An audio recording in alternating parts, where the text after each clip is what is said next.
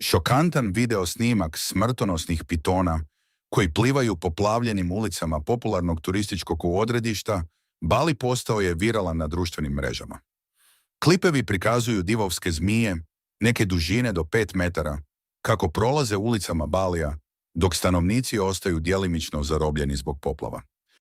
Indonezijski otok pogođen je višednevnim obilnim padavinama, zbog čega ceste izgledaju više kao rijeke, a mnoge kuće na prvom spratu potpuno su poplavljene. Video objavljen na mreži X prikazuje trenutak kada se ogromni piton kreće površinom vode niz tipičnu suburbansku ulicu.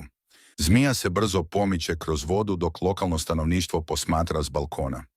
Iako nije jasno o kojoj se vrsti pitona radi, Bali je poznat po burmanskom pitonu koji može narasti do 7 metara dužine. Riječ je o neotrovnoj zmiji, ali i dalje smrtonosnoj, jer ona obavija svoj plijen i stišće ga dok se ne uguši. Obično nisu agresivni prema ljudima, ali mogu ugristi ako se osjećaju ugroženo ili provocirano. Pitoni uglavnom borave u šumama, travnjacima i u blizini vodenih površina, pa ih obilne kiše mogu izvući u naseljena područja. Alarm zbog opasnosti od zmija u Indoneziji podignut je 2018. godine kada je tijelo žene pronađeno u stomaku divovskog pitona. Tijelo Vatibe pronađeno je nakon što su seljani iz Persiapan Lavela na otoku Muna raskomadali 7 metara dugu zmiju. Tada je lokalni šef policije Hamka objasnio da su stanovnici postali sumnjičavi da je zmija progutala žrtvu, pa su je ubili i iznijeli iz vrta. Više od 100 lokalnih stanovnika tražilo je nestalu ženu nakon što se nije vratila iz vrta.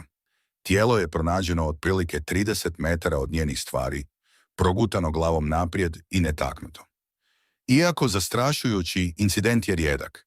Divovski pitoni poznati su po napadima na male životinje, ali ne i na ljude. Bali je također dom otrovnim zmijama poput King Cobra, Blue Crate i Malayan Pit Viper.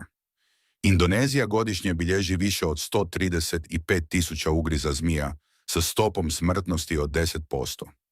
U Australiji, zemlji sa najotrovnijim zmijama na svijetu, zabilježeno je između 0 i 2 smrti od ugriza zmija godišnje.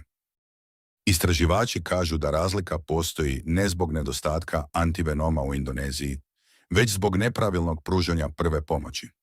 Tri Maharani, stručnjak za toksikologiju, rekla je da su slučajevi ugriza zmija u Indoneziji povezani s tradicionalnim vjerovanjima, pri čemu mnogi lokalni stanovnici preferiraju tradicionalne ili mistične tretmane umjesto medicinske njege. Kao rezultat toga, napori da se riješe slučajevi ugriza zmija postaju još teži i sve više odvojeni od medicinskih pristupa.